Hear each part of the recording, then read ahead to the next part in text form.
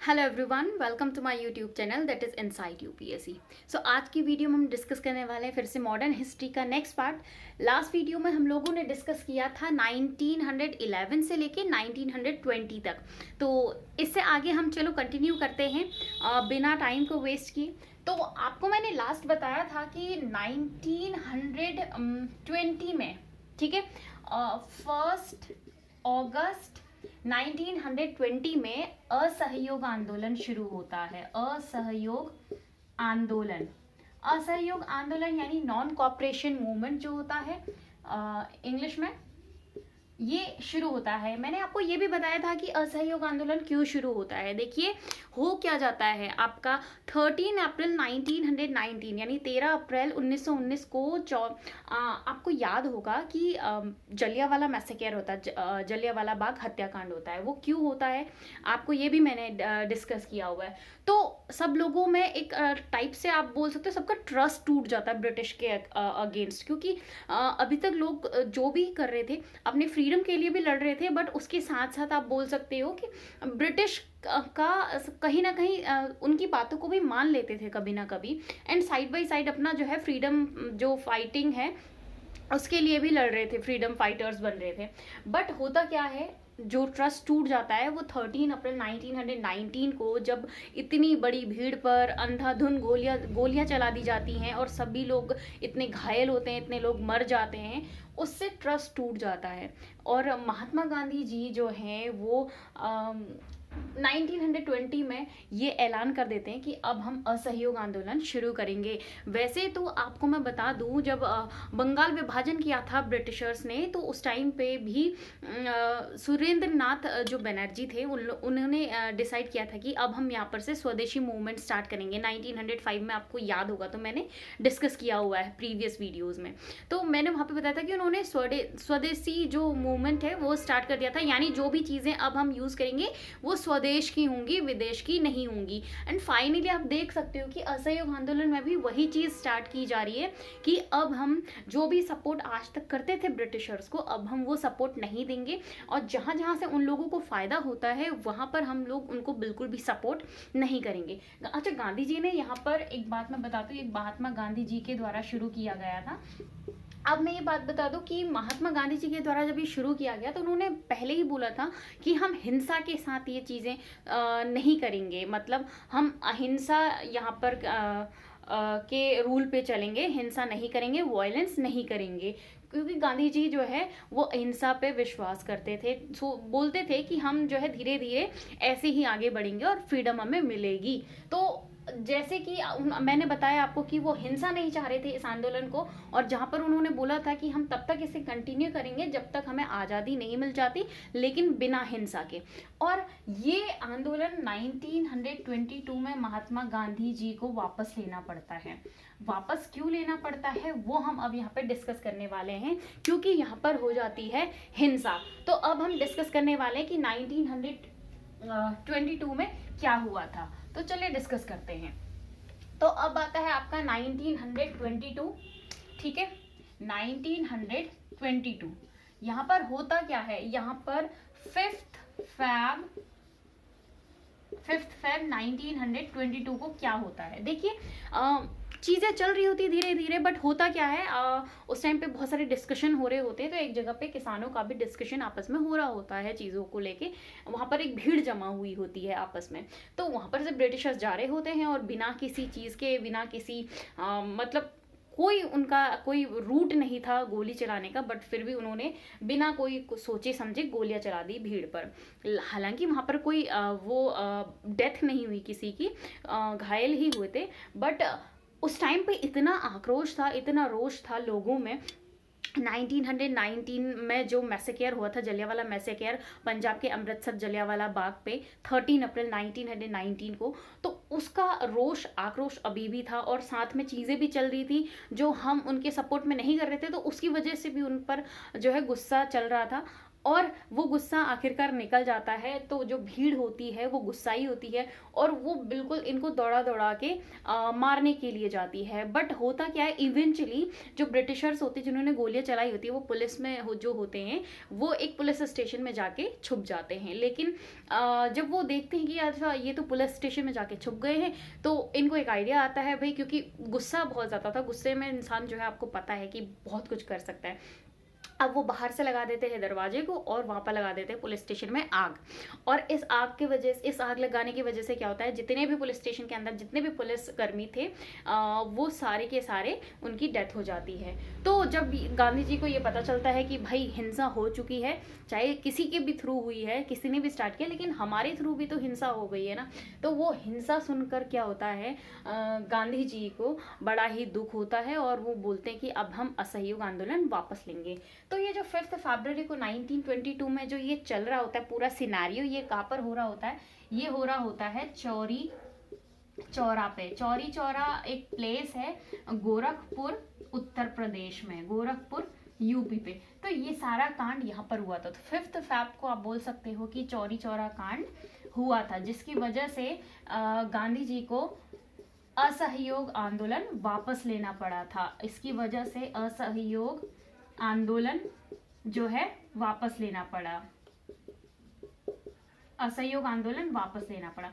अच्छा, अब मैं बता दूं कि असहयोग आंदोलन में इन्होंने डिसाइड किया था कि हम लोग कुछ भी सपोर्ट नहीं करेंगे और इलेक्शंस भी हम लोग नहीं लड़ेंगे। इलेक्शंस जो वहां पर 1919 एक्ट के अकॉर्डिंग इन्होंने बोला था कि अब सेंट्रल गवर्नमेंट में भी और जो उनके प्रोविंशियल स्टेट थे वहां पर भी इलेक्शन होंगे, लेकिन ये लोग सपोर्ट नहीं कर रहे थे असहयोग आंदोलन की वजह से, तो वो इलेक्शन नहीं लड़ सकते थे। लेकिन अब असहयोग आंदोलन वापस ले लिया जा चुका है महात्मा गांधी जी के द्वारा, just because of Chauri Chaura कांड, क्योंकि हिंसा हो चुकी है। तो अब होता क्या है इसके बाद, इसको थोड़ा सा सुनिएगा, क्योंकि 1923 में होता क्या है, स्वराज्य पार्टी की स्थापना होती है।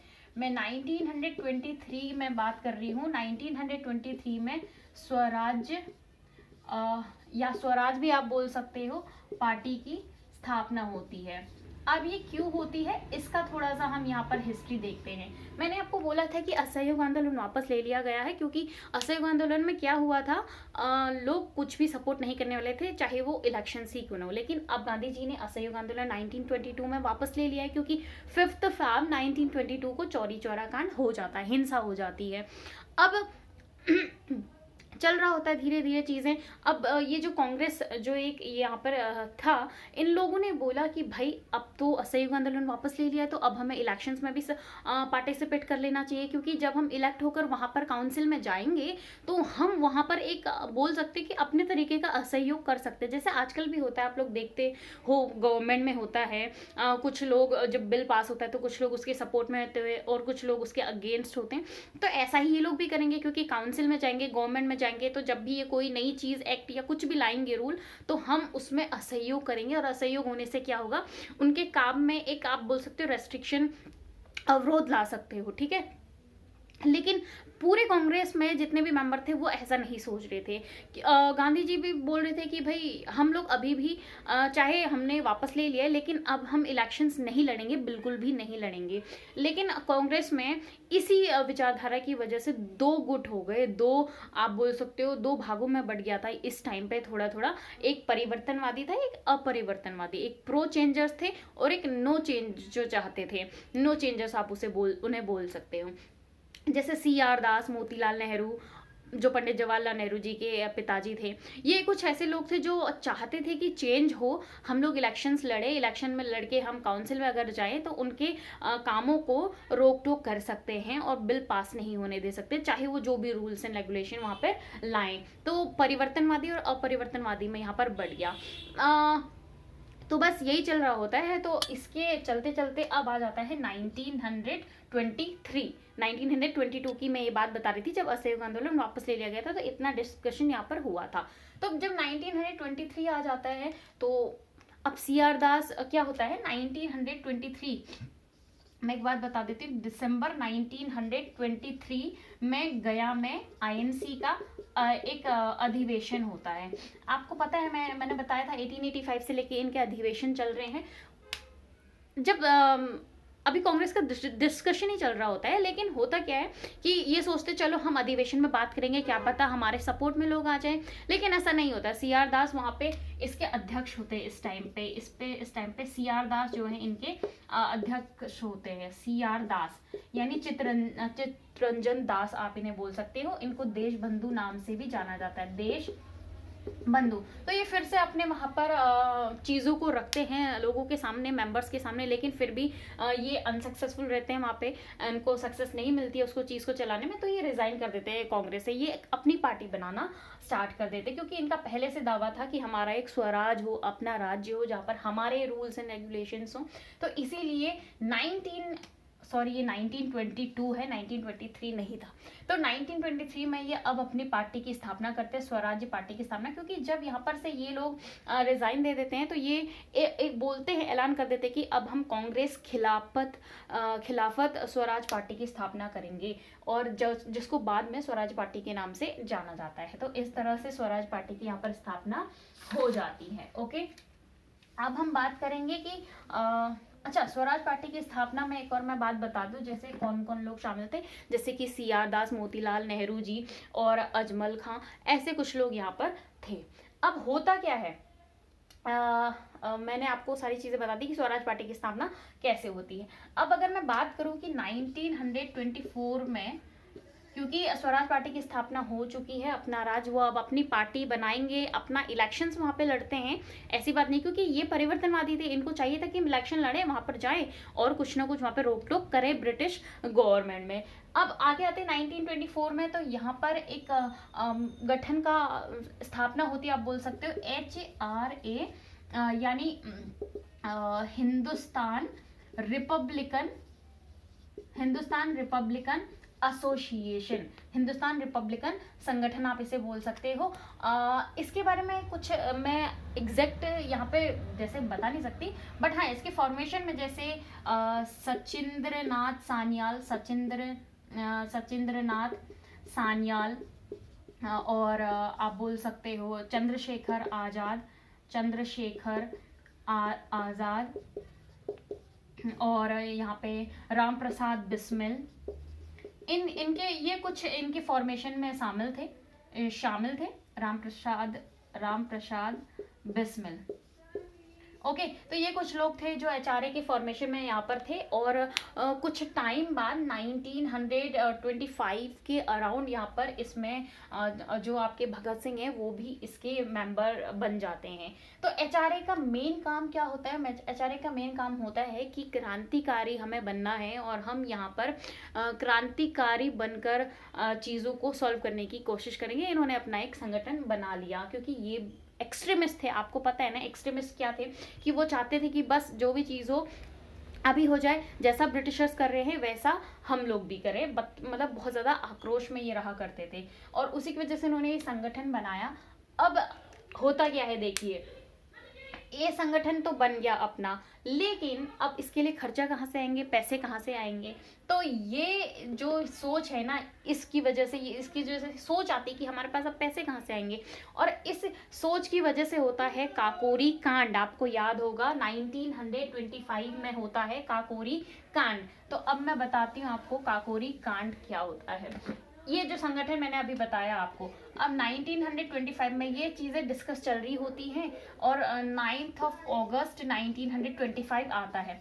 तो यहाँ पर हो जाता है काकोरी कांड। काकोरी कांड क्यों होता है मैंने आपको ये भी बताया, क्योंकि उन्हें चाहिए था पैसा। तो उन्होंने बोला कि भाई एक ट्रेन जा रही है ब्रिटिशर्स की, ठीक है, ब्रिटिशर्स की एक ट्रेन जा रही है, वो कहाँ से जा रही है? लखनऊ टू सहारनपुर। ओके, तो इसके बीच में नियर लखनऊ यहाँ पे काकोरी पड़ता है, वहां पर हम इस ट्रेन को लूटेंगे। और 9 अगस्त 1925 को ये क्या करते हैं, काकोरी एक प्लेस है नियर लखनऊ, यहाँ पर इस ट्रेन को लूट लिया जाता है, और जो भी इनको अपने वेपन्स चाहिए होते हैं, जो भी इनको अपने नीड पूरी करनी होती है, वो उस पैसे से पूरी कर ली जाती है। हालांकि इसके बाद ब्रिटिशर्स बहुत सारे लोगों को यहाँ पर क्या करते हैं, अरेस्ट भी कर लेते हैं, और उसमें से लोगों को फांसी भी लगाई जाती है। इसमें जैसे जिन लोगों को फांसी लगाई जाती है, जैसे कि आपके राम प्रसाद बिस्मिल हो गए, इन लोगों को यहाँ पर फांसी दे दी जाती है। कुछ खान और थे जो जिनको फांसी दी गई थी। और इसमें से जो चंद्रशेखर आज़ाद हैं वो भागने में सक्सेसफुल हो जाते हैं, क्योंकि वो बोलते थे कि मैं आज़ाद हूँ और मैं आज़ाद ही रहूँगा और आज़ाद ही जाऊँगा। तो इसीलिए वो यहाँ पर से अरेस्ट जब लोग हुए थे तो यहाँ पर से वो भागने में सक्सेसफुल हो जाते हैं चंद्रशेखर आज़ाद। और यहाँ पर से जब वो भागने में सक्सेसफुल हो जाते हैं तो फिर इसके आगे की कहानी हम नेक्स्ट जो इवेंट्स हुए हैं उसमें डिस्कस करेंगे। अभी मैं फिलहाल यहाँ पर बताती हूँ कि जब आपका काकोरी कांड हुआ था, चंद्रशेखर आज़ाद भागने में कामयाब हो गए थे, तो 1900 ये मैंने 25 की बात बताई थी। अब होता क्या है 26 में, आपको पता है भगत सिंह जो है लाहौर कॉलेज में पढ़ते थे। तो जब वो वहाँ पर से आए और उन्होंने यहाँ पर थोड़ा सा HRA, मैंने आपको बोला ना 25 में वो HRA में शामिल हो गए थे, और यहाँ पर से उन्हें थोड़ा और क्रांतिकारी बनने की प्रेरणा मिली। लाइक उनके मन में फिर एक प्योर 100% वाली फीलिंग आने लगी। फिर उन्होंने 1926 में एक अपनी युवा संगठन बनाया जिसका नाम रखा नौजवान भारत सभा, या नौजवान सभा भी आप इसे मान सकते हो। ये किसने फॉर्म किया था? भगत सिंह ने, ठीक है। और भगत सिंह ने इसका नाम मतलब कि एक संगठन, अपना युवा संगठन बनाया जिसका नाम रखा नौजवान भारत सभा। जब इन्होंने ये संगठन बनाया तो आपको पता है इसमें सारे इनके जो कलीग्स हुआ करते थे नौजवान, वो यहाँ पर इनमें शामिल हो, अपने कलीग्स के साथ मिलकर इन्होंने ये संगठन बनाया था। ओके, अच्छा, इनके द्वारा ये एक और संगठन में भी शामिल थे। इनके द्वारा एक और संगठन बनाया गया था, उसका नाम था श्रमिक व किसान पार्टी। इनके द्वारा एक और संगठन बनाया गया जिसका नाम था संगठन बोलो पार्टी बोलो, श्रमिक व किसान पार्टी। इन्होंने स्थापना इसकी भी की, किसान पार्टी, इसकी भी स्थापना की। और इस पार्टी के द्वारा एक पत्र निकाला जाता था जिसे कीर्ति मतलब एक न्यूज़पेपर निकाला जाता था, मैगजीन जिसे आप बोल सकते हो, कीर्ति का प्रकाशन किया जाता था, कीर्ति का प्रकाशन। तो ये यहाँ पर करते थे और इसके थ्रू अपने लेख वगैरह जो भी इन्हें लिखने होते थे, विचार जो लोगों तक पहुंचाने होते थे, वो यहाँ पर वो पहुंचा देते थे, ठीक है। लेकिन 1927 में आपको बता दूं, भगत सिंह पहली बार अरेस्ट होते हैं। क्यों अरेस्ट होते हैं? पहले तो एक ही अपना लेख लिखते हैं विरोधी करके, जिससे ब्रिटिशर्स को बहुत ज्यादा गुस्सा आ जाता है। दूसरी बात, जो काकोरी कांड हुआ था उसमें शक था ब्रिटिशर्स को कि भगत सिंह भी उसमें शामिल थे, और जिसकी वजह से, इसी शक की वजह से 1927 में भगत सिंह को पहली बार अरेस्ट किया गया या जेल में डाला गया, आप बोल सकते हो। ओके, तो अब इसके आगे की कहानी क्या है वो हम नेक्स्ट वीडियो में डिस्कस करेंगे, क्योंकि इसके बाद जब ये छूटते हैं तो इसके बाद फिर से एक यहाँ पर संगठन बनता है जो HRA का ही एक इम्प्रूव्ड फॉर्म होता है, एक नया नाम होता है जिसको भगत सिंह चेंज कर देते हैं। ओके, अच्छा, भगत सिंह से रिलेटेड एक दो बातें और मैं यहाँ पे जैसे डिस्कस कर लेती हूँ। जैसे कि आपको पता होगा एक शहीदी दिवस आता है, शहीदी दिवस, क्योंकि आपको पता है ना 23 मार्च 1931 को 3 लोगों को फांसी दी गई थी। 23 मार्च 1931 को उसमें भगत सिंह थे, ओके, भगत सिंह, राजगुरु और सुखदेव जी, इन तीनों को यहाँ पर फांसी दी गई थी। और पहली बार पूरी हिस्ट्री में पहली बार किसी को रात में फांसी दी गई थी, जबकि सूर्योदय होने के बाद फांसी दी जाती है, लेकिन इन लोगों को इनके टाइम से पहले और वो भी रात को फांसी दी गई थी। तो इन्हीं की कंट्रीब्यूशन को याद करने के लिए 23 मार्च को शहीदी दिवस मनाया जाता है।